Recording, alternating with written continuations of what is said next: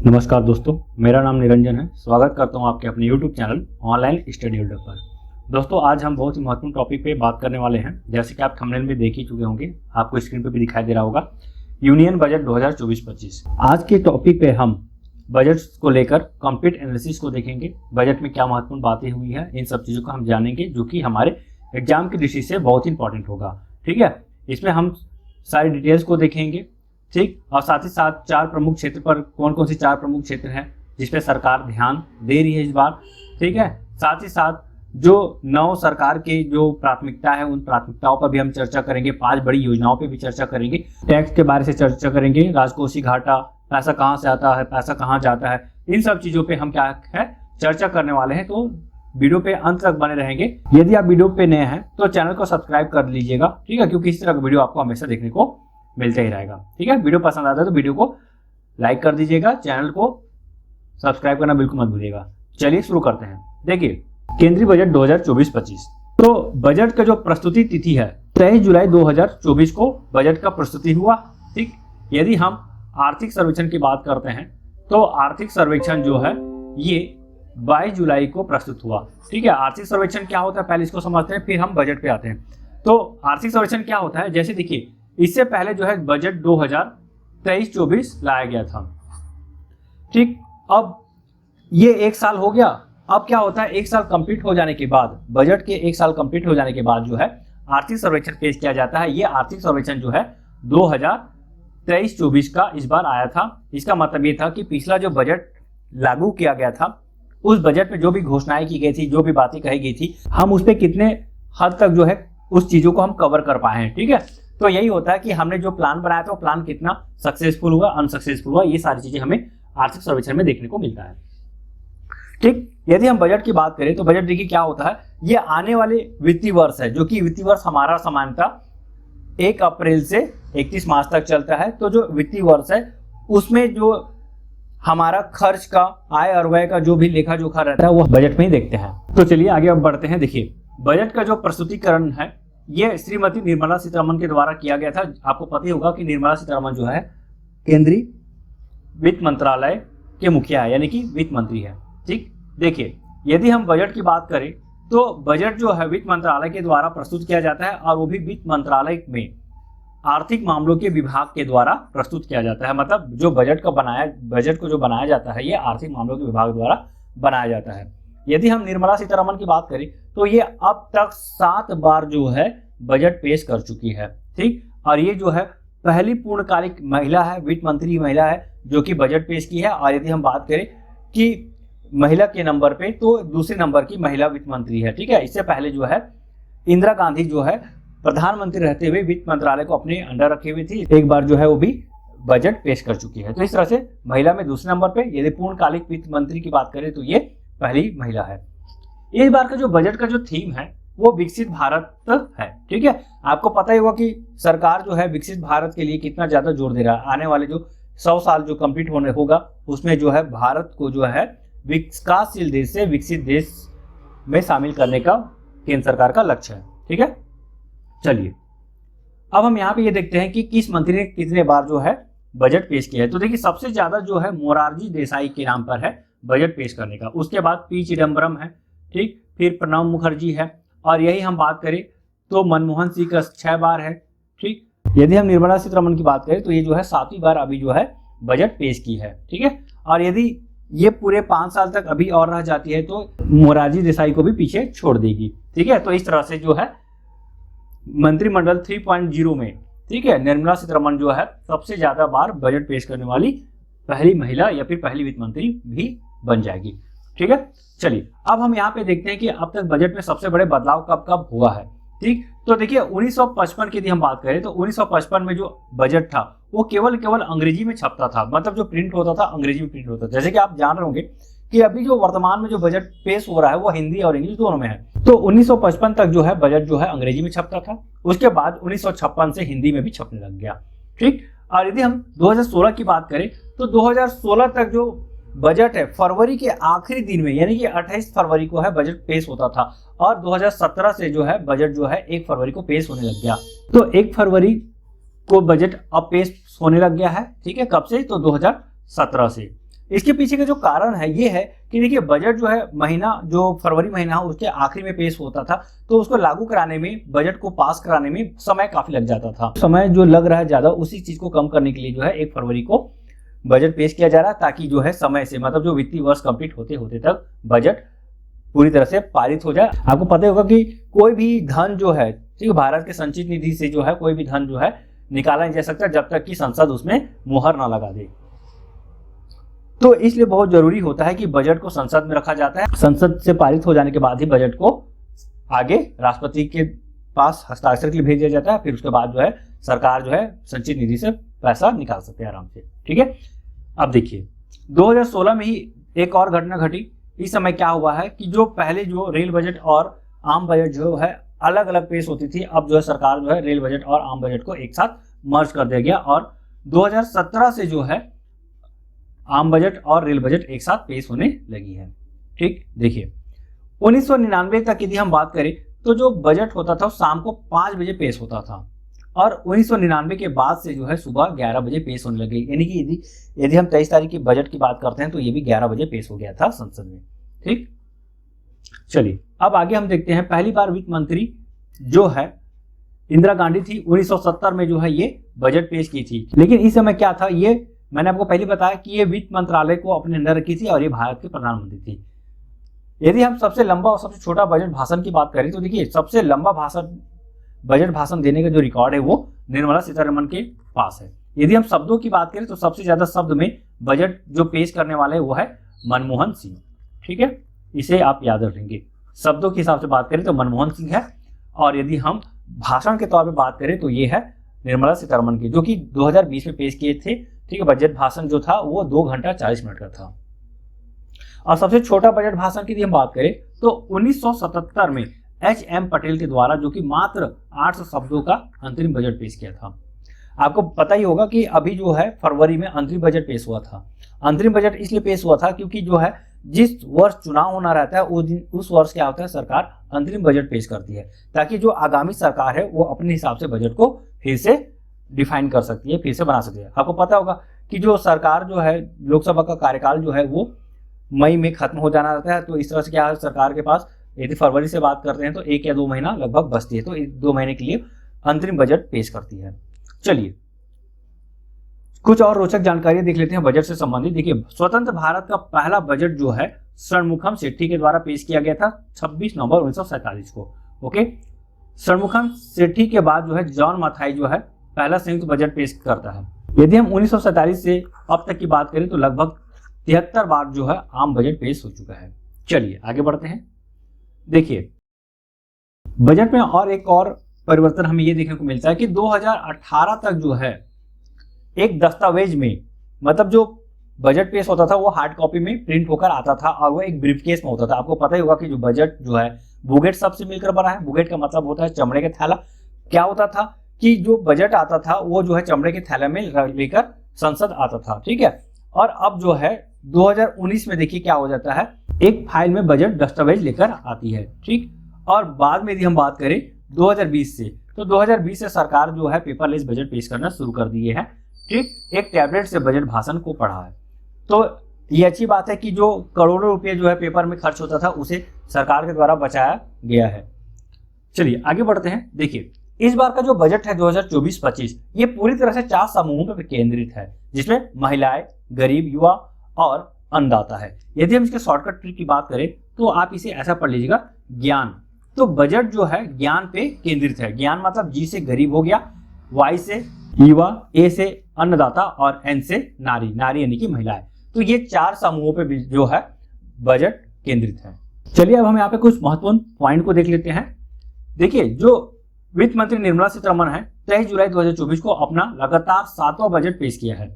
ठीक, इस बार जो बजट का भाषण का जो समय था वो 1 घंटा 23 मिनट का था। इसमें युवा, गरीब, महिला और अन्नदाताओं पर क्या है, ध्यान केंद्रित हुए हैं। और यहाँ पे हमें जो है सरकार का 9 सूत्री योजनाओं का भी देखने को मिलता है, यानी कि 9 प्राथमिकताएं जो सरकार के द्वारा इस बजट में लाया गया है। देखिए दीर्घकालीन ऋण के लिए राज्य को दीर्घकालिक ब्याज मुक्त ऋण के रूप में 1.5 लाख करोड़ रुपए इस बार बजट में प्रावधान किया गया है। यदि हम बजट की बात करें तो देखिए सबसे ज्यादा जो वित्त जो प्रोवाइड कराया गया है वो रक्षा मंत्रालय के लिए है, मतलब रक्षा मंत्रालय को सबसे ज्यादा बजट इस बार आवंटित किया गया है, वो है 6.22 लाख करोड़ रुपए। यदि हम पिछले वर्ष से तुलना करें तो ये जो है 4.79% जो है अधिक है। चलिए आगे देख लेते हैं। देखिए इकोनॉमिक सर्वे 2023-24 के अनुसार जो है 2023-24 जो वित्तीय वर्ष है, इस वित्तीय वर्ष में 8.2% का क्या है, वृद्धि दर का अनुमान है। ठीक, और यदि नॉमिनल वृद्धि दर की बात करें तो 9.6% होगा।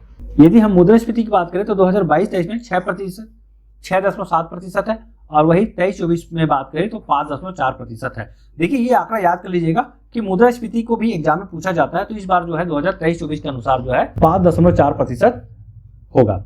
देखिए इस बार जो है प्रधानमंत्री आवास योजना यानी कि शहरी आवास योजना 2.0 के तहत जो है 10 लाख करोड़ रुपए का निवेश इस बार बजट में प्रावधान किया गया है, जो कि शहरी गरीब वर्ग के जो व्यक्ति है, ऐसे मतलब 1 करोड़ आवास को पूर्ण करेगी। ठीक है, ऐसे मतलब जो शहरी गरीब लोग हैं उन्हें 1 करोड़ आवास देकर जो है उनके घरों को बनाया जाएगा, उनके लिए घर आवंटित किया जाएगा। ठीक, अवयस्क बच्चों के लिए एक नई पेंशन योजना वात्सल्य की घोषणा किया गया है। चलिए आगे देखते हैं। जनजातियों के लिए प्रधानमंत्री जनजाति उन्नत ग्राम अभियान की घोषणा किया गया है। इसके तहत जो है 63,000 गांवों को कवर किया जाएगा। इसके तहत जो है 3 लाख करोड़ रुपए से अधिक आवंटित किए गए हैं, और इसमें जो है 5 करोड़ जनजातियों को लाभ प्राप्त होने का उम्मीद है। ठीक, तो अभी मैंने एक योजना बताया वात्सल्य योजना, जो कि अवयस्क बच्चों के लिए पेंशन योजना है। दूसरा जनजातियों के लिए जनजाति उन्नत ग्राम अभियान चलाया जाएगा, जिसके तहत 5 करोड़ जनजाति लोगों को लाभ मिलेगा। महिलाओं की बात करें तो कामकाजी महिलाओं के लिए छात्रावास की स्थापना किए जाने का इस बार प्रावधान किया गया है। चलिए अब हम प्रमुख सूचकांकों को देख लेते हैं। देखिए यदि हम राजकोषीय घाटा की बात करते हैं, देखिए बजट 2024-25 के अनुमान में है, यहाँ पे हम प्रतिशत के रूप में इसे देखेंगे। देखिए जो राजकोषीय घाटा है बहुत इंपॉर्टेंट होता है, पूछा जाता है एग्जाम में कि राजकोषीय घाटा कितना है। तो राजकोषीय घाटा जो है इस बार 4.9% रहने की उम्मीद है। ठीक, राजस्व घाटा 1.8%, प्राथमिक घाटा 1.4%, कर राजस्व जो है 11.8%, गैर कर राजस्व 1.7%, और केंद्र सरकार का जो ऋण देख रहे हैं इस बार जो बजट में 56.8% है। अब हम बात करते हैं कुल प्राप्तियां की। तो देखिए इस बार जो है 32.07 लाख करोड़ रुपए जो है इस बार कुल प्राप्तियां है ऋण को छोड़कर। ठीक है, और कुल व्यय जो है 48.21 लाख करोड़ रुपए, यानी कि इस बार जो बजट आवंटन है वो 48.2 लाख करोड़ रुपए है। सकल कर प्राप्ति की बात करें तो 25.83 लाख करोड़ रुपए ये कर प्राप्ति हुआ है। यदि हम जीडीपी की घाटा की बात करते हैं, वित्तीय घाटा की बात करें तो 4.9%। मैंने अभी आपको बताया कि राजकोषीय घाटा जो है वो जीडीपी का 4.9% है। लेकिन इस बार जो सरकार का जो लक्ष्य है अगले वित्तीय वर्ष के लिए, ये जो जीडीपी घाटा है मतलब सकल राजकोषीय घाटा जो है ये 4.9% से 4.5% से नीचे लाने का सरकार का क्या है लक्ष्य है। यदि हम इस बजट में बात करें तो इस बजट की जो मुख्य थीम जो है रोजगार, कौशल, एमएसएमई और मध्य वर्ग के लिए विशेष तौर पे ध्यान केंद्रित है। अब हम यहाँ पे देखते हैं प्राप्ति और एक्सपेंडिचर यानी कि व्यय को।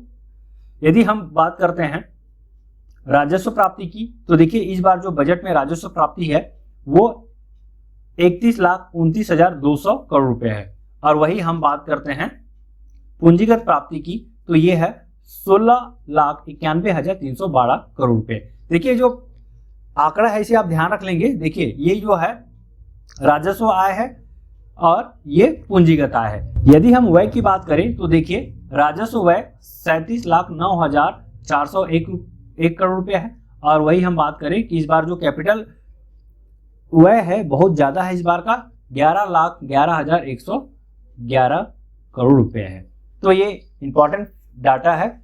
चलिए अब हम इसमें बात करते हैं विकसित भारत की दिशा में 9 बजट प्राथमिकताएं, मतलब सरकार की वो 9 प्राथमिकताएं जो है जो इस बजट में बहुत ही महत्वपूर्ण स्थान रखती है, और इससे जो है एग्जाम में क्वेश्चन भी पूछा जा सकता है। तो आप याद रख लीजिएगा, यदि क्वेश्चन आता है कि कितने प्राथमिकताएं की बात की गई है तो आप ध्यान रखेंगे 9 प्राथमिकताएं की बात की गई है, जिसमें पहला प्राथमिकता है कृषि में उत्पादकता और अनुकूलनीयता, दूसरा प्राथमिकता है रोजगार और कौशल प्रशिक्षण, तीसरा प्राथमिकता है समावेशी मानव संसाधन विकास और सामाजिक न्याय, चौथा विनिर्माण और सेवाएं, पांचवा शहरी विकास, छठवां ऊर्जा सुरक्षा, सातवां अवसंरचना, आठवां नवाचार अनुसंधान और विकास, और आखिरी जो है अगली पीढ़ी के सुधार। तो इस तरह से हम जो है बजट में 9 प्राथमिकताओं को देखते हैं जो कि चतुर्दशी समृद्धि एवं सशक्त विकास का पथ निर्माण करेगा। चलिए अब बारी बारी से 9 प्राथमिकताओं को देखते हैं। सबसे पहला जो प्राथमिकता है कृषि में उत्पादकता और अनुकूलता। देखिए इसमें जो है सबसे इंपॉर्टेंट जो है कृषि अनुसंधान का बात किया गया। देखिए अभी तक जो है कृषि अनुसंधान उस लेवल पे नहीं था, लेकिन अब जो है कृषि अनुसंधान पर जोर देने की बात की गई है। दूसरा, सरसों, मूंगफली, तिल, सोयाबीन और सूरजमुखी जैसे तिलहन फसल के लिए आत्मनिर्भरता की बात की गई है।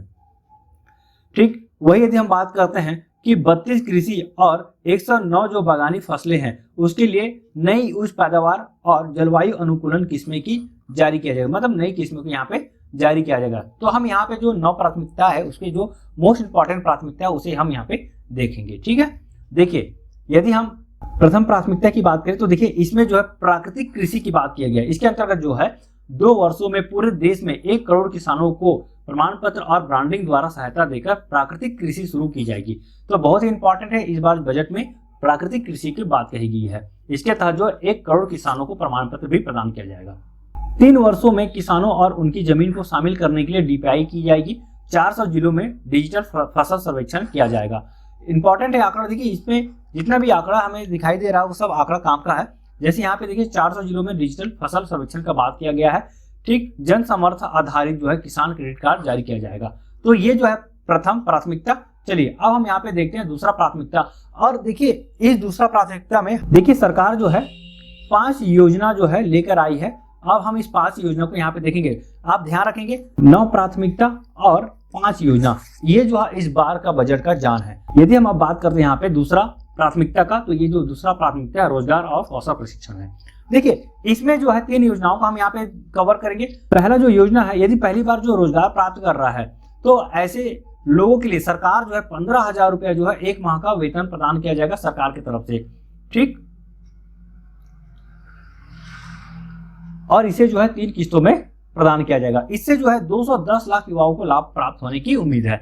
दूसरा यदि हम बात करते हैं विनिर्माण क्षेत्र में रोजगार सृजन के संबंध में, देखिए पहली बार जो रोजगार प्राप्त करने वाले जो व्यक्ति है इससे संबंध में प्रथम 4 वर्ष में अंशदान के लिए विशिष्ट पैमाने पर ईपीएफओ अंशदान के लिए कर्मचारी और नियोक्ता दोनों को प्रोत्साहन दिया जाएगा। इससे 30 लाख युवाओं को जो है लाभ प्राप्त होगा। यदि हम तीसरा बात करते हैं नियोक्ताओं को सहायता मतलब जो रोजगार देने वाले हैं उसके लिए भी यहाँ पे बात कही गई है तीसरा योजना में। इसमें जो है सरकार नियोक्ताओं के लिए ईपीएफओ अंशदान के लिए उन्हें 2 वर्षों तक 3,000 रुपये प्रतिमाह की प्रतिपूर्ति करेगी। मतलब ऐसे नियोक्ता है 2 वर्ष तक जो है 3,000 रुपये प्रतिमाह की प्रतिपूर्ति जो है सरकार के द्वारा किया जाने का बात किया गया है। इससे जो है 50 लाख नौकरियों के सृजन होने की उम्मीद है। चलिए तो ये 3 महत्वपूर्ण योजना है। बारी बारी से हम पूरा 5 महत्वपूर्ण योजना को भी देखेंगे। अभी हम बात कर रहे थे दूसरा प्राथमिकता पे। देखिए अब यहाँ पे जो चौथा योजना है, ठीक है, तो चौथा योजना में देखिएगा कौशल प्रशिक्षण कार्यक्रम का बात कहा गया है। यहाँ पे 5 वर्ष की अवधि में 20 लाख युवाओं को, ध्यान रखेंगे कितना लाख, 20 लाख युवाओं को कौशल प्रशिक्षण दिया जाएगा।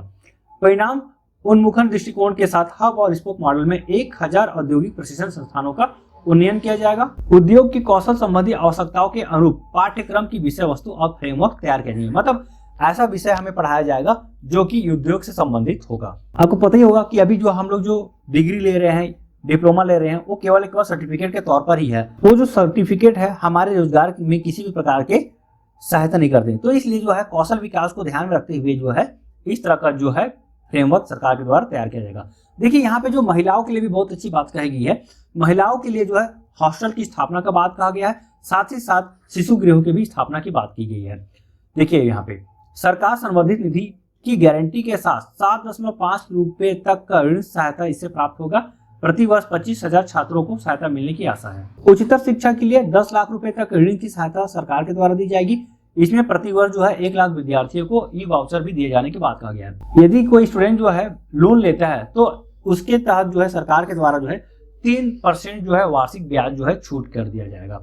यानी कि आप 10% के ब्याज दर पे लोन लेते हैं तो आपको केवल 7% ही चुकाना पड़ेगा, बाकी का 3% जो है सरकार के द्वारा वहन किया जाएगा। देखिए जो तीसरा प्राथमिकता समावेशी मानव संसाधन विकास और सामाजिक न्याय की बात करता है। इसका तहत जो है सबसे प्रमुख योजना है वो है पूर्णोदय, जो कि विकास भी विरासत भी है। देखिए जो पूर्वोदय योजना है इसके तहत जो है क्या है, बिहार, झारखंड, पश्चिम बंगाल और आंध्र प्रदेश को शामिल किया गया, इन राज्यों को शामिल किया गया है। इसमें क्या है, विकसित भारत के लक्ष्य को प्राप्त करने के लिए आर्थिक अवसरों का सृजन करने के लिए पूर्वी क्षेत्र के प्राकृतिक निधि संपन्न राज्यों के लिए जो है ये योजना है। साथ ही साथ गया में औद्योगिक नोड के विकास के साथ अमृतसर कोलकाता औद्योगिक कॉरिडोर की निर्माण की बात किया गया है।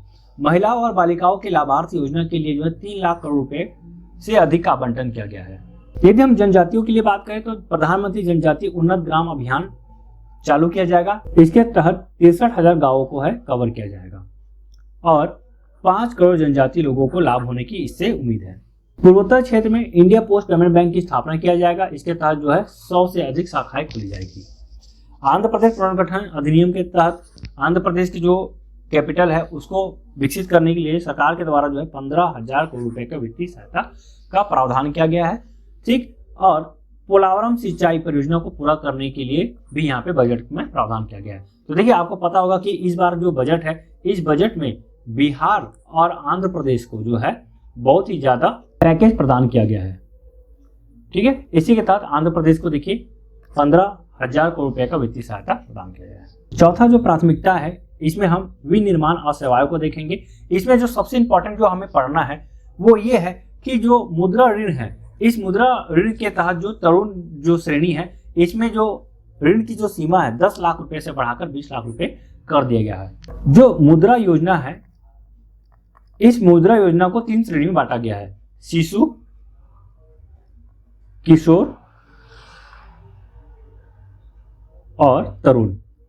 ठीक है, तो शिशु श्रेणी के तहत जो है 50,000 रुपए तक का ऋण सरकार द्वारा उद्योग के लिए प्रदान किया जाता था। किशोर के लिए जो है 50,000 से लेकर 5 लाख रुपए तक। ठीक, और वही तरुण की बात करें तो 5 लाख से 10 लाख रुपए तक का। लेकिन इस बार जो बजट है इसमें जो है 10 लाख रुपए से बढ़ाकर 20 लाख रुपए कर दिया गया है। लेकिन ये 20 लाख रुपए उन्हीं व्यक्तियों को मिलेगा जो पहले जो है 10 लाख रुपए तक का लोन जो है लिए थे और उसे पूरा कर चुके हैं, पटा चुके हैं। ठीक है, तो ये बहुत इंपॉर्टेंट है। चलिए आगे बढ़ते हैं। देखिए अब हम यहाँ पे जो है 5वीं योजना को देखेंगे। अब तक हम 4 योजना देख चुके थे, अब 5वीं योजना यहाँ पे हम देखेंगे। इसमें जो है इंटर्नशिप के अवसर की बात कही गई है। इसमें देखिए 5 वर्ष की अवधि में 1 करोड़ युवाओं को शीर्ष 500 कंपनियों में इंटर्नशिप के अवसर उपलब्ध कराने की योजना है। राष्ट्रीय औद्योगिक कॉरिडोर विकास कार्यक्रम के तहत 12 औद्योगिक पार्क की स्थापना का बात किया गया है यहाँ पे। ठीक है, तो इस तरह से यहाँ पे 2 इंपॉर्टेंट फैक्ट था जो मैंने आपको बताया। चलिए अब हम अगला देखते हैं 5वां प्राथमिकता को। इसमें जो है शहरी विकास को टारगेट किया गया है। इसके तहत जो है स्टाम्प ड्यूटी में जो महिलाएं हैं उसको जो है स्टाम्प ड्यूटी के तहत जो है कम स्टाम्प ड्यूटी लगेगा, इसलिए राज्यों को प्रोत्साहित किया जाएगा। ठीक, मार्केट की बात करते हैं, स्ट्रीट मार्केट की बात करते हैं तो चयनित नगरों में 100 साप्ताहिक हाट अथवा स्ट्रीट फूड हब विकसित करने की योजना की गई है। 30 लाख से अधिक जनसंख्या वाले 14 बड़े नगरों के लिए जो है ट्रांजिट उन्मुख विकास केंद्र की स्थापना किया जाएगा। जल प्रबंधन के लिए भी सीवरेज और ठोस कचरा प्रबंधन परियोजनाएं तथा विश्वसनीय परियोजनाओं के माध्यम से 100 बड़े शहरों को सेवाएं उपलब्ध कराना इसमें लक्ष्य है। ठीक है, तो ये था शहरी विकास। चलिए आगे देखते हैं। इसमें आवास संबंधी आवश्यकता की बात करते हैं। देखिए पीएम आवास योजना शहरी 2.0 के लिए जो 10 लाख करोड़ रुपए का निवेश किया जाएगा और इसके तहत जो है 1 करोड़ शहरी गरीबों को जो है मकान प्रदान किया जाएगा। 6वां जो प्राथमिकता है ये ऊर्जा सुरक्षा से संबंधित है। इसमें जो है जो आपको जानना है ये है कि नाभिकीय ऊर्जा में निजी क्षेत्र के साथ पहल। तो जो अभी तक हम क्या देखते थे, जो नाभिकीय ऊर्जा था इसमें जो सरकार का पूर्ण रूप से अधिकार रहता था, लेकिन अब जो छोटे मोटे जो नाभिकीय रिएक्टर है उसके लिए जो है ये जो है प्राइवेट सेक्टर को भी देने की बात की गई है। इसमें देखिए भारत लघु रिएक्टरों की स्थापना की बात की गई है। भारत लघु मॉड्यूलर रिएक्टर और नाभिकीय ऊर्जा के लिए नई प्रौद्योगिकी और अनुसंधान और विकास का बात कहा है। सबसे इंपॉर्टेंट जो दूसरा पॉइंट है इस प्राथमिकता का तो वो है पीएम सूर्य घर मुफ्त बिजली योजना। ठीक है, ये योजना जो है बहुत इंपॉर्टेंट है। इसके तहत जो है 1 करोड़ घरों को मुफ्त बिजली मिलने की उम्मीद किया जा रहा है। इसमें 300 यूनिट तक प्रति माह जो है फ्री बिजली दिया जाएगा। देखिए जो पीएम सूर्य घर मुफ्त बिजली योजना है इसके तहत क्या है, घरों में सोलर पैनल लगाने के लिए जो सरकार के द्वारा जो है सहायता अनुदान दिया जाता था। ठीक है, अब तक जो है 1.28 करोड़ पंजीयन हो चुका है और 14 लाख आवेदन कंप्लीट भी किया गया है। चलिए अब हम यहाँ पे अगला प्राथमिकता को देखते हैं अवसंरचना। ठीक है, अवसंरचना के लिए जो है 11,11,111 करोड़ रुपए का प्रावधान किया गया है जो कि जीडीपी का 4% है। देखिए अगला इसमें जो इंपॉर्टेंट है वो है 25,000 ग्रामीण बसावटों को 12 मासी सड़क संपर्क उपलब्ध कराने के लिए PNGSY का चरण 4 शुरू किया जाएगा। इसे बोलते हैं प्रधानमंत्री ग्राम सड़क योजना। ठीक है, तो ये 4.0 जो है प्रारंभ किया जाएगा। वहीं यदि हम पर्यटन के क्षेत्र की बात करें तो देखिए पर्यटन जो है किसी भी क्षेत्र के लिए बहुत ही इंपॉर्टेंट होता है, किसी भी राज्य के लिए, किसी भी देश के लिए बहुत इंपॉर्टेंट होता है। ठीक है, क्योंकि पर्यटन के द्वारा भी एक आय सृजन किया जाता है। पर्यटन जो है आय का एक साधन भी है। तो इसके तहत जो है सरकार के द्वारा जो है काशी विश्वनाथ मंदिर कॉरिडोर के मॉडल पर, मतलब इसी के तर्ज पर जो है विष्णुपद मंदिर कॉरिडोर और महाबोधि मंदिर कॉरिडोर का विकास का बात किया गया है। हिंदुओं, बौद्ध और जैनों के लिए धार्मिक महत्व के स्थान राजगीर के लिए व्यापक विकास पहल की बात की गई है। इसी तरह नालंदा विश्वविद्यालय को भी पर्यटन स्थल के रूप में विकास किए जाने की बात की गई है। ठीक है, साथ ही साथ ओडिशा को भी पर्यटन के क्षेत्र में और अग्रणी बनाने के लिए जो है वित्तीय सहायता का बात किया गया है। चलिए हम अगला प्राथमिकता को देखते हैं। अगला जो प्राथमिकता है नव प्रवर्तन, अनुसंधान और विकास का। इसके लिए जो है सबसे प्रमुख है अंतरिक्ष अर्थव्यवस्था। 1,000 करोड़ रुपए का एक वेंचर कैपिटल फंड बनाए जाने की बात किया गया है इस बजट पर। 1 लाख करोड़ रुपए के वित्त पोषण पूल के साथ वाणिज्यिक स्तर पर निजी क्षेत्र प्रेरित अनुसंधान और नव प्रवर्तन की बात की गई है। मूलभूत अनुसंधान और प्रोटोटाइप विकास के लिए राष्ट्रीय अनुसंधान नीति शुरू की जाएगी। ठीक है, तो ये चीजें हैं जो कि अनुसंधान और विकास के लिए जो बातें की गई है। इसमें सबसे इंपॉर्टेंट आप अंतरिक्ष अर्थव्यवस्था को ध्यान में रख के चलेंगे। ठीक, चलिए आखिरी जो प्राथमिकता है अगली पीढ़ी के सुधार के लिए बहुत इंपॉर्टेंट है। इसमें देखिए किसान रजिस्ट्री से जोड़ा जाएगा। वर्तमान स्वामित्व के अनुसार मानचित्र उप प्रभाग का सर्वेक्षण किया जाएगा। सभी भूखंडों के लिए अनन्य भूखंड पहचान संख्या अथवा भू आधार, जैसे कि अभी हम लोग अपना आधार कार्ड देखते हैं तो हर व्यक्ति का अपना एक आधार कार्ड होता है जिससे उसकी पहचान बनी रहती है। इसी प्रकार जो है सभी भूखंडों के लिए भू आधार की भी बात इस बजट में कहा गया है। भू रजिस्ट्री बनाई जाएगी यहाँ पे देखिए। ठीक, तो ये कुछ चीजें हैं। साथ ही साथ यहाँ पे देखिए सबसे इंपॉर्टेंट एक चीज और दिख रहा है यहाँ पे कि शहरी क्षेत्रों में GIS मैपिंग के साथ भू अभिलेखों को डिजिटल किया जाएगा। तो इतना सारे चीजें हैं जो कि ग्रामीण और शहरी भूमि संबंधी कार्य से संबंधित है।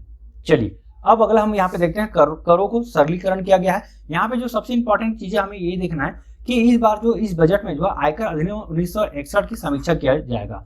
मतलब जो अभी तक जो हम लोग आयकर अधिनियम देख रहे हैं वो 1961 का है, जो कि आप देख सकते हैं कि काफी पुराना है। तो वित्त मंत्री जो है 6 महीना के अंदर जो है इसकी समीक्षा की बात की गई है और इस तरह से एक नया आयकर अधिनियम लाने की बात की गई है। चलिए अब यहाँ पे हम लोग नई कर व्यवस्था को देखते हैं। नई कर व्यवस्था के तहत जो है 0 से 3 लाख रुपए तक के जो वेतन प्राप्त करता है उसके शून्य टैक्स की बात की गई है। वही 3 लाख से 7 लाख के लिए 5% टैक्स, 7 लाख से 10 लाख तक के लिए 10% टैक्स, 10 से 12 लाख के लिए 15% टैक्स, 12 से 15 लाख के लिए 20% टैक्स और 15 लाख से यदि अधिक है किसी का वेतन तो उसके लिए 30% टैक्स की बात की गई है। देखिए यहीं पे सरकार की एक आलोचना ये होती है कि यदि किसी व्यक्ति का जो आय है 15 लाख से अधिक है, क्योंकि देखिए जो मध्यम वर्ग है वो लगभग मान के चलते कि चलिए उसका जो एनुअल इनकम है 15 लाख रुपए, लेकिन किसी का इनकम 1 करोड़ रुपया है तब भी उसको क्या किया जाएगा 30% ही टैक्स देना पड़ेगा।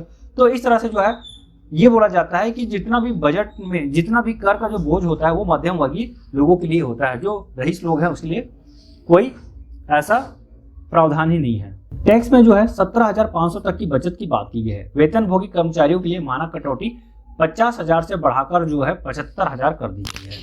वही पेंशन भोगियों के लिए जो है पारिवारिक पेंशन पर कटौती 15,000 से बढ़ाकर 25,000 रुपए कर दी गई है। तो ये है नई कर व्यवस्था को जो कि सरकार के द्वारा सरल बनाने की कोशिश की गई है। चलिए अब हम यहाँ पे देखते हैं रुपया कहाँ से आता है और रुपया कहाँ से जाता है। यदि हम 100 रुपए की बात करते हैं तो देखिए उस 100 रुपये में हम ये मान के चलते हैं कि सरकार को 100 रुपये का इनकम हुआ। ठीक है, तो 100 रुपये का जो इनकम होता है तो कहाँ से होता है, तो देखिए इसमें जो है सबसे ज्यादा इनकम जो है वो उधारी से होता है। देखिए उधारी से सरकार जो है 27 रुपये कमाता है, आयकर से 19 रुपये कमाता है, केंद्रीय उत्पाद शुल्क से 5 रुपये कमाता है, GST से देखिए 18 रुपये कमाता है, निगम कर से 17 रुपये, सीमा शुल्क से 4 रुपये, ऋण भिन्न पूंजीगत प्राप्ति जो है 1 रुपये है, कर भिन्न प्राप्ति है 9 रुपये है। बोला जाए कि मतलब सरकार जितना भी पैसा कमा रही है उसमें सबसे ज्यादा पैसा जो है उधारी और अन्य देयताएं के है, दूसरे नंबर पे आयकर की है। देखिए यहाँ से भी क्वेश्चन पूछा जाता है कि सरकार जो है कितने प्रतिशत जो है आय जो है आयकर से प्राप्त करती है, तो 19%। उसी प्रकार यदि बात किया जाए कि GST से कितना प्रतिशत का इनकम होता है तो 18%। ये दो को आप याद रख लीजिएगा, पहला ये आयकर से और दूसरा GST से। ठीक है, चलिए आगे बढ़ते हैं। अब हम यहाँ पे देखते हैं कि रुपया जाता कहाँ है। यदि मान लीजिए सरकार जो है 100 रुपया कमा रहा है तो 100 रुपया कहाँ खर्च हो रहा है। तो देखिए यदि खर्च की हम बात करते हैं तो सबसे ज्यादा जो खर्च है वो है करों एवं शुल्क में राज्यों का हिस्सेदारी के रूप में। ठीक है, सबसे ज्यादा जो है जितना भी कर सरकार के द्वारा प्राप्त किया जाता है उसमें सबसे ज्यादा जो है राज्य को दे दिया जाता है, वितरण कर दिया जाता है। दूसरे नंबर पे यदि हम बात करें तो ब्याज भुगतान 19 रुपया जो है ब्याज भुगतान पे चला जाता है। ठीक है, इसी तरह जो है 16 रुपये जो है केंद्रीय क्षेत्र स्कीम, ठीक है, इसमें जो है रक्षा और सब्सिडी पर पूंजीगत परिव्यय को छोड़कर, मतलब देखिए सरकार द्वारा जो भी योजना लाया जाता है, जो स्कीम लाए जाते हैं, चाहे वो सामाजिक दृष्टि से हो या किसी भी चीज दृष्टि से हो, ठीक है, वैसे भी सरकार जो भी योजना लाती है लोक कल्याण के लिए लाती है। तो देखिए सबसे ज्यादा यहाँ पे जो 16% जो है लोक कल्याण में मतलब स्कीमों पे पैसा खर्च होती है। देखिएगा सब्सिडी पे 6% सरकार खर्च कर रही है, वही रक्षा पे 8%। तो इंपॉर्टेंट है, ये भी आप याद रख लीजिएगा। देखिए यहाँ पे बढ़ते से घटते क्रम में भी पूछा जा सकता है, तो जो आप याद रखिए सबसे ज्यादा कहाँ है, राज्य को हिस्सा देने में सबसे ज्यादा खर्च होता है, उसके बाद जो है ब्याज भुगतान पे होता है, फिर उसके बाद जो है स्कीम में पे। अब हम यहाँ पे देखते हैं विभिन्न मदों के लिए सरकार के द्वारा कितना व्यय किया गया है। तो सबसे ज्यादा मैंने पहले ही बताया आपको कि रक्षा विभाग यानी कि रक्षा मंत्रालय में सबसे ज्यादा खर्च किया गया है। इसमें जो है रक्षा मद के लिए जो है 4,54 करोड़ रुपए जो है खर्च किया गया है। ग्रामीण विकास के लिए 2,65 करोड़ रुपए, शहरी एवं संबद्ध कार्यकलाप के लिए जो है 1,51 करोड़, गृह विभाग के लिए जो है 1,50 करोड़, शिक्षा के लिए 1,25 करोड़, सूचना प्रौद्योगिकी एवं दूरसंचार के लिए 1,16 करोड़, स्वास्थ्य के लिए 89 करोड़, ऊर्जा के लिए 68 करोड़, समाज कल्याण के लिए 56 करोड़, वाणिज्य उद्योग के लिए 47 करोड़।